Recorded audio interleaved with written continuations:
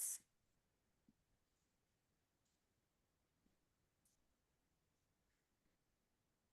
Okay, so as I mentioned, all three groups are under the main commission here, and we are part of the executive branch, specifically the governor's office.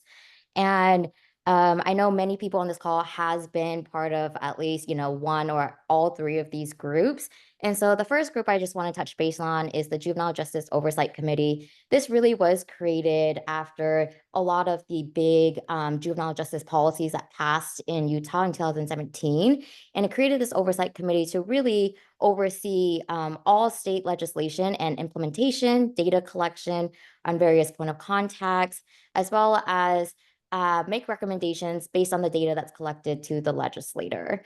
Currently, the chair of the Juvenile Justice Oversight Committee is Brett Peterson. He's the director of Juvenile Justice Youth Services, but we also have our chair-elect on this call as well, Pam Vickery, who will be taking over in October. Ultimately, the chair of this group has a seat on the main commission here, as well as another board that's within the office, which is the Sentencing Commission that really oversees all of the sentencing and supervision for the adult and juvenile side as well. Our group really doesn't take any official positions on legislation, but me and Kaylee actually started a couple of years ago this juvenile justice stakeholder group meeting, and that will be made up of members from JJOC, as well as you all that represents the Utah Board of Juvenile Justice and the Red Collaborative. And really, the purpose of this weekly legislative meetings here is to ensure that that we gather all of your expertise and your thoughts on whether a specific bill that has come out, whether, it's concerning or we want to, express strong support.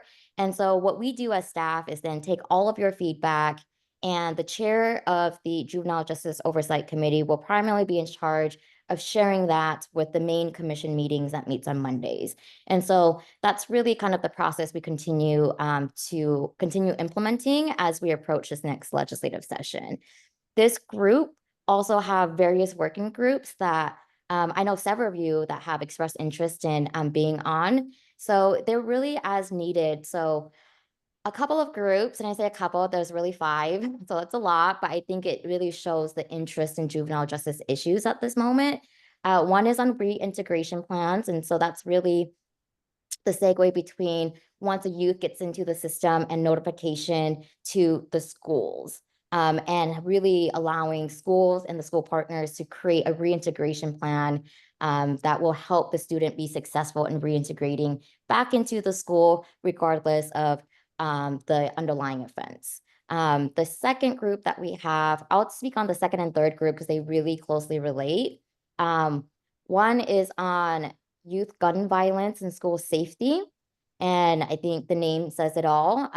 We're really looking at interventions, not only at the prevention level of school safety, but also possible intervention level at the courts in regards to youth who comes into the system with a gun-related or gun possession-related charge. The third group is youth and gangs, and that really has come about because of the concerns that we have heard from our community stakeholders, from law enforcement, Salt Lake Metro gang units, as well as others on kind of all of the conflict that they have been experiencing with youth and as well as adult and communities that are facing issues with, younger kids being intimidated to join a gangs and several delinquency offenses and crime that, happens when we speak about gangs. And so that is also another working group. We have a newer working group that is looking at defining the definition of recidivism. And that, recidivism is pretty much when a youth has contact with the system again following an intervention after already being entered into or having contact with the system.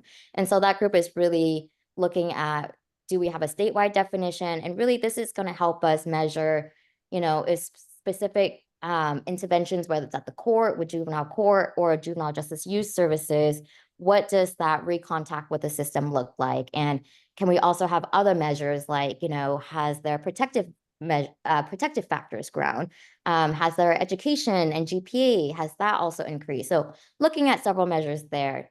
The last working group, is not currently active, but we kind of started. We're really waiting on some stuff that's happening internally at juvenile court, but it is really the gap between probation. So let's say a kid, received intake or formal probation, and they didn't meet the standards of the orders of the probation orders. And then the gap, what we're talking about is that, is there something that we can put in place between, a kid that's assessing as high risk and high needs, but instead of, making a recommendation of going straight to a community placement or secure care, what other alternatives can we look at? And is it more community placement options? And so that's really the last working group there. I apologize. I know that's a lot of information, but really this past year has been super busy. And so I share all this because if you are interested in any of the working groups, please feel free to reach out to me and I will get you added onto them. But really the goal that myself, Adrian, and Erica wants to accomplish, not only with UBJJ and Red, but with all three groups, is that let's figure out what each group's goals are, their primary duties, and how can we be efficient as well as support one another in our individual goals. And so that's JJOC. And now if you have read both, the Utah Board of Juvenile Justice and the Red Collaborative little boxes here, I hope you also, already know this. If not, you gain more information today. And so for Utah Board of Juvenile Justice, that is Adrian. She is our internally the job title is called Juvenile Justice Program Manager. There's another title that is used on the federal sides, but we won't get into the weeds of that. Adrian's primary role in this group would be maintaining the Juvenile Justice Delinquency Prevention Act Title II federal grant program that Adrian's going to share more in details right after this. You guys are all in charge of this 3-year plan, and we also want to acknowledge that myself and Kaylee had to submit this 3-year plan as soon as we were hiring Adrian on. And so we understand that this is probably going to be the first time you guys see it. And at the same time, just please give us grace that we were trying to meet this deadline on the federal side so that our state can continue receive its funding to distribute to stakeholders around Utah. And again, members from this group can participate in any of the working groups as well as the weekly legislative meetings. Membership of this group is outlined in federal statute. And then for the Racial and Ethnic Disparities Collaborative, technically on the federal side, it is embedded in UBJJ as a subcommittee, but really we're seeing all three groups as subcommittees of our overall parent commission here. As Erica introduced herself, she is the primary staff of the Red Collaborative, our Juvenile Justice Community Engagement Coordinator, and that is intentional in terms of how we have created this Red annual plan and how we see kind of the role of the Red Collaborative, the members really relying on your guys' expertise to help carry out the Red annual plan, but also contribute to it as we progress. I want to know Adrian and Erica really just barely started. Adrian really started more in July as Kaylee was leaving, and Erica really just started towards the end of August. And so please, if they are reaching out just to have like a one-on-one meeting, I hope you all can, spend a little bit of time getting to know them as well. But just quickly, the primary role of RED is to assist UBJJ in maintaining this Title II federal grant program. And again, Adrian's going to go further into what that means. The group is in charge of the RED annual plan. And again, similar to what I've already said, members from all three groups can participate together in any of the working groups that we work on. Are there any questions before I hand it off over to Adrian? Okay, thank you. Adrian, go ahead and share your screen and we will kick off with a presentation from Adrian. I sent you a request to be able to share. And also I didn't, oh, sorry, go ahead, Dr. Parker. Before you continue, I want to make sure that everyone knows that on the screen is Martine. Martine is the vice president, the vice chair of our board. And so Martine, if you give a wave, because you'll be interacting with people later on. And but just want to make sure that you knew who he is. Sorry, Adrian. Totally fine. There's Martine. And I didn't really get to introduce myself. So I'll give a little background and then I'll start the presentation. Yeah, so I'm really also happy to be here at CCJJ and working on this on UBJJ because, interestingly enough, a lot of the places I worked before are grant recipients from UBJJ. So they received this Title II funding through this board. And so it just really feels like it's come full circle in my life. I used to work for the city of South Salt Lake in their Promise program. So that's like after school programs and community centers for youth and their families. And through that, I worked at Granite Park Junior High, Utah International Charter School, and then at their Suriname Center and at their STEM Center. And that was, I mean, that's really what got me passionate about youth and justice. I had a lot of students who were in that system and a lot that I was trying to keep out of that system and helping their families. So yeah, I'm just really happy to be here. And then most recently, I worked at the International Rescue Committee as their grants manager, managing over 90 grants. So if you have grant questions, I can maybe help. It depends. I was never the subject matter expert, but here I can be. So that's just a little bit about me. So I'll start my presentation. I can figure this out. Okay. Is it, oh, share. Is it sharing? Great. Okay.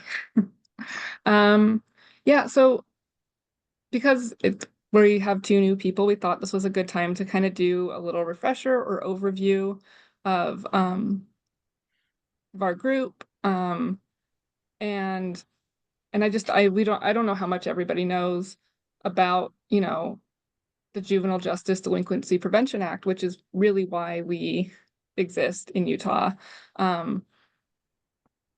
It's what provides us the Title II funding to give out to all these community organizations, police departments, municipalities. And so I just wanted to go over it briefly and then also go over the 3-year plan goals that Van mentioned that her and Kaylee worked on.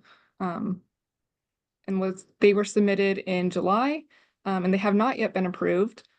So that's why we have not published them publicly, but we will once they are approved, hopefully in the next month. You never know with the federal government. So just like a quick overview, JJDPA, it was enacted in the 70s, 1974. Its primary goal is really to prevent delinquency prevention and improve the juvenile justice system. So it's very broad. And through this act, they created the Office of Juvenile Justice and Delinquency Prevention to administer this grant. So that's who we are reporting to about everything that we're doing on this board. So what it really does is it encourages states to develop programs that prevent juvenile delinquency and provide intervention services for at-risk youth. It also sets national standards for protection of youth just to make sure they're being treated correctly in the juvenile justice system. And it provides federal funding and support. And so that's the Title II funding that we then give out to the sub-grantees through this board. And then it has, that's a nice picture of the act, but it has 33 things that we have to meet in order to receive this funding. And some of those things are like, it establishes, they call it a state advisory group, so a SAG, and that is us, UBJJ. So it establishes UBJJ, and that group advises on juvenile justice issues, ensures compliance. So I'll get into that a little bit later, what the compliance monitoring aspect of this is. And it helps develop the state plan. So that would be our 3-year plan. Yeah, so it mandates that we have to have a comprehensive state plan to receive the funding. And then it sets standards for the treatment of youth in the juvenile justice, and it sets standards for our oversight. So one part of my job will be compliance monitoring. And so that's going to anywhere where a youth can be detained or held and making sure that they're meeting the core requirements that I'll go over later on. And then we report back on that. So we're reporting on juvenile detentions, on racial and ethnic disparities, all that we're reporting back annually to OJJDP. And so these are the core protections I was talking about. So when we're doing the compliance monitoring, we're looking for deinstitutionalization of status offenders. So prevents juveniles from being detained for offenses, for status offenses. So things like truancy, running away, things that wouldn't be a crime if they weren't a juvenile. Another core protection is racial and ethnic disparities. So it requires that states address these and work to reduce these. Adult jail and lockup removal. So when I'm doing a compliance monitoring check, I'd be looking that youth should not be placed in adult jails. And then sight and sound separation. So youth must be kept separate from adults in detention facilities. And it sounds like, and I haven't done these yet, but the good news is Utah state laws are more strict than the federal laws. So we're already pretty good on compliance. And so it really is just me going in and our group working to make sure that this is happening and people are following state law. And so the role of the state advisory group, or UBJJ, so in the act, it does mandate that we're composed of individuals with expertise in juvenile justice, including youth members.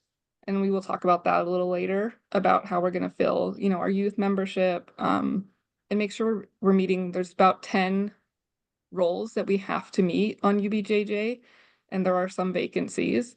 It mandates that we develop that state plan to be in compliance with the JJDPA, that we oversee federal funding allocations to juvenile justice programs, and then provide guidance on juvenile justice policies and services. So this is really the heart of what we're all here for and what we're doing. And I'm going to pause there just to see if there are any questions on the JJDPA, because that was a really fast overview.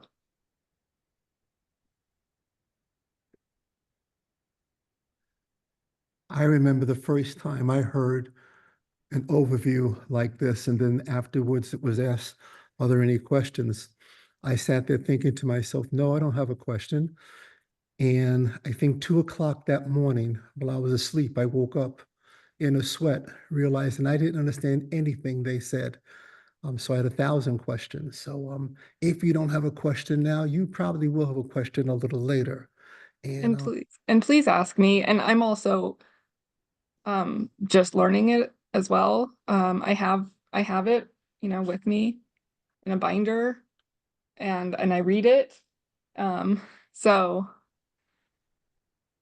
yeah, it's a lot, but it's kind of my job to know it. And then if you need to ask questions, come to me. So please don't wake up at 2 a.m. stressed about it. You can just ask me. You can even send it to me at 2 a.m. and I'll get to it the next day.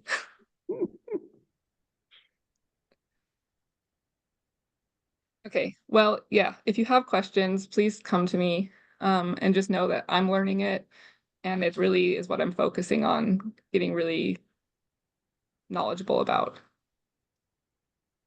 Okay, so then I'll jump into our 3-year plan, and this is going to be a lot of text. I really just took it from the document that we submitted to OJJDP in July.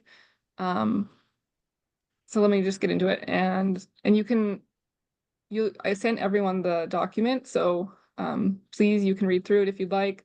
The really important parts, it has a lot of data, a lot of background, those are great. But if you want to know kind of what our plan is forward, it's really the goals. And so that's what I'm highlighting here. So our first goal is really about UBJJ and maintaining the staffing necessary to execute everything required in the Juvenile Justice and Delinquency Prevention Act.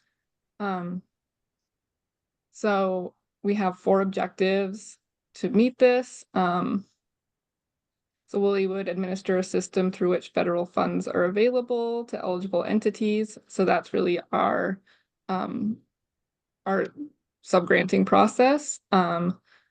We would provide staff support services. So I would provide staff support services and Van and Erica to UBJJ. And the governor. So all of us could provide that to the governor and the legislature regarding matters of the juvenile justice system. We would engage with other agencies and organizations to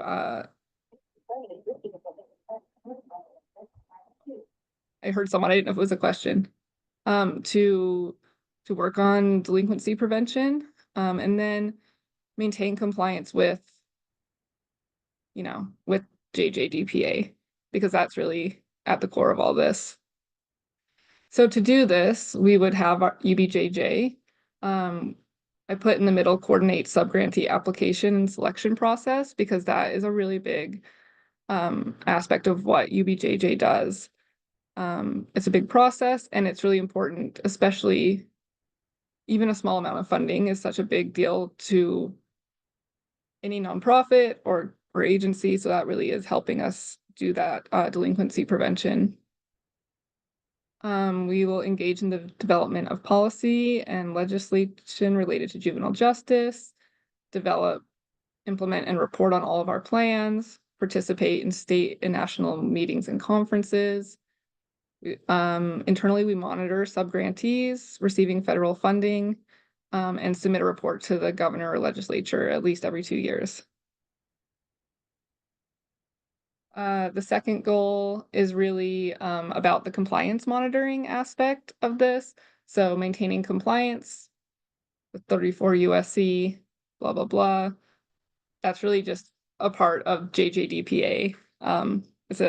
It's just naming the part in the act that's talking about the compliance monitoring. So we would prevent and monitor for inappropriate placement of juveniles, uphold all the requirements. So those were those core requirements that we talked about. Restrict and monitor for the inappropriate detention and confinement of juveniles, and provide for an effective system of monitoring this to make sure this isn't happening. And so these are our activities. So we would provide training and technical assistance regarding compliance monitoring upon request, maintain and implement a plan to do this monitoring, submit all required plans to OJJDP, and maintain and implement a racial and ethnic disparities plan. So we have that as well that we sent in July to OJJDP. And goal 3, we would provide youth across Utah with juvenile justice and delinquency prevention programs that meet their needs. So this is really our grant process. That's how we're meeting this goal. So we promote funding opportunities to rural areas, to programs and services specifically for American Indian youth, and to community-based organizations. Decrease risk factors, and then increase protective factors for youth statewide. And all of this with an emphasis on minority youth.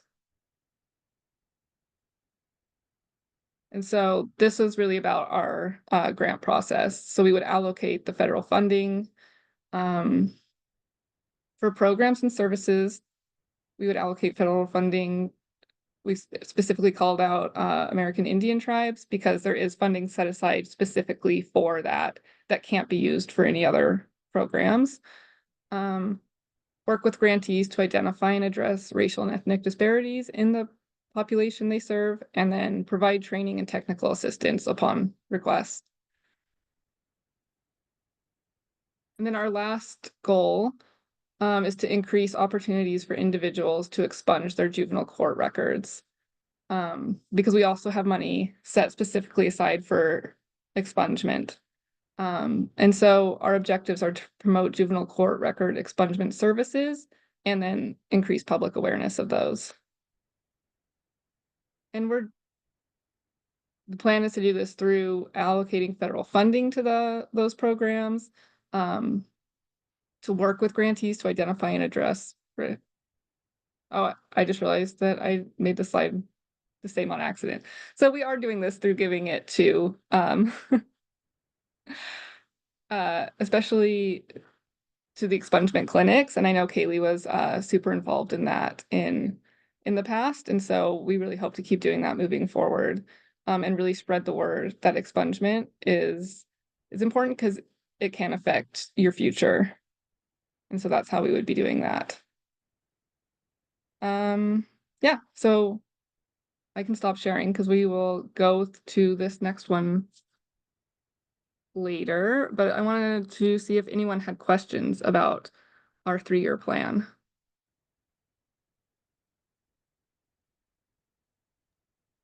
Hey, Adrian, I don't have a question, but I'll just add in something. So I know that was a lot in terms of all the goals and and the different objectives and activities, but just know that it could be, some of the goals and objectives is, the Juvenile Justice Oversight Committee will kind of help with that specific goal. The Red Collaborative would focus on that goal as well on different aspects. And so this really is what we were talking about in terms of a team effort. And so Adrian is going to help this group kind of really zone in on a couple of those goals. And I think the top one that I think many of you guys are involved with is the grant working group and really understanding what that looks like, what that process looks like. How do we select the different sub-grantees? Is this connected to the data and research or what community stakeholders are expressing as concern? And so that's one primary area. And then really, if other, interest comes up and it relates to one of the goals, like that is where you can work with Adrian on. Dr. Alvarez? Yeah, just a really quick question. Great presentation and summary. I'm wondering if we could get access to the PowerPoint that was just shared. Yes, of course. And I will fix that slide and then send it to you. Great. Thank you, Adrian. Yeah. Yeah. And like Van already said, when they wrote these, I think you told me, they kept them pretty broad so that we could really tailor it to what this group wants to do. And this is submitted, it's for a 3-year plan. And then every year, if we need to make changes, we submit, if we need to make a change or an adjustment. So.